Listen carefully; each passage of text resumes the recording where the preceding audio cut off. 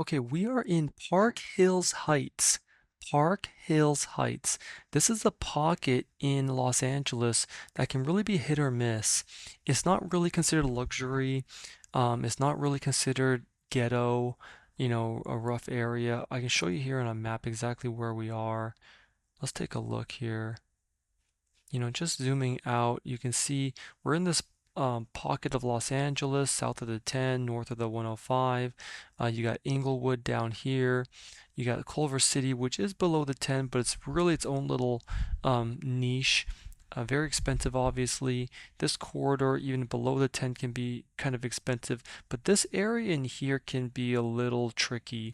You also have USC, which is fairly close on the other side of Western. Okay, so why don't we take a satellite view of this specific property.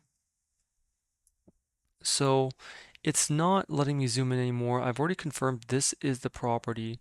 So let's pull up lot lines. It's an interesting lot. You clearly are kind of butt up against this alleyway, which is then again next to this commercial. This here is most likely an apartment, which is for sale, 2.6 million if you're interested. Over here, some commercial, a parking lot, and then you're back to, residential primarily. Okay, take a look at the street view.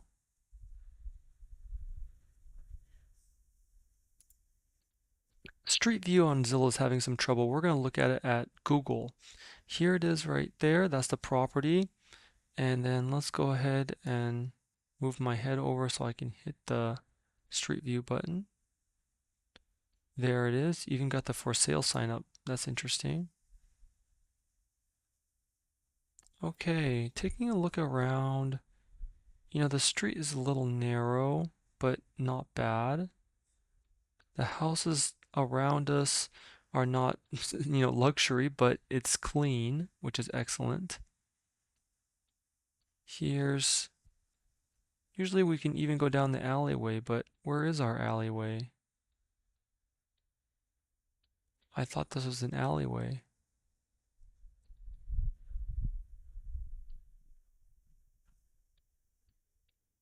Right? Where's our alleyway right here? Is it blocked off?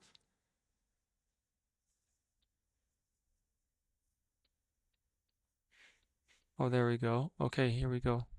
That's kind of nice. Google goes to the effort to drive down these alleys while we can even look in the backyard. All right, a little messy but clean. Um, neighbors blurred out. This is your area too, and then you got your garage. Yeah, it looks pretty clean cut. Obviously, there's probably some price adjustment given the proximity to the commercial. Let's take a look at the price.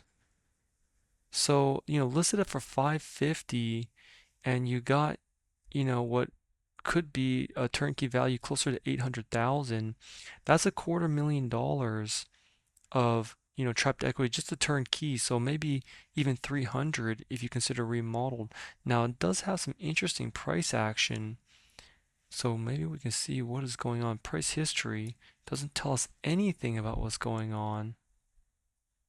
Nothing down here. All we can see is it's already been sold a few times back in 2024, and then here you go again, sold for 790. So this may be a default. It might be a short sale. Is there any description here? Short sale, there you go. Lender's approval, listing, broker, seller's agent. Okay, it's only been in the market 17 hours, 82 views. That's not a lot. The accuracy of the square footage, bed count. Okay, so there's some questions possibly with the square footage. Buyers devise at independent. Okay, yes, that's normal. Man, I've been seeing a lot more foreclosures popping up lately. That's a little uncommon. 1255 square feet, 3 bed, 1 bath. Let's check on that. So, where is our... Oh, we're having trouble. The link, I guess because there's so little information, they don't even give me the link for the county website. Okay, let's take our address here. let's see. We can do our map search ourselves. How about that, huh? What do you guys think about that?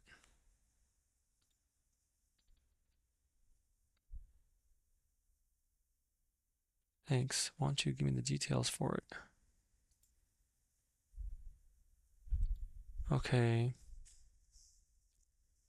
So delinquent tax, okay, that's something you'll have to adjust for. Regardless, the building square footage is what's advertised. You do have a 3-1, which is excellent. The land square footage, 5,400. So that's all. What they're putting on here seems to be accurate. Okay, so this one's got quite a bit of meat on the bone. I think if you can get it for this price, that would be quite a steal. And deal with whatever's on the inside later. But short sales, they're coming back in fashion.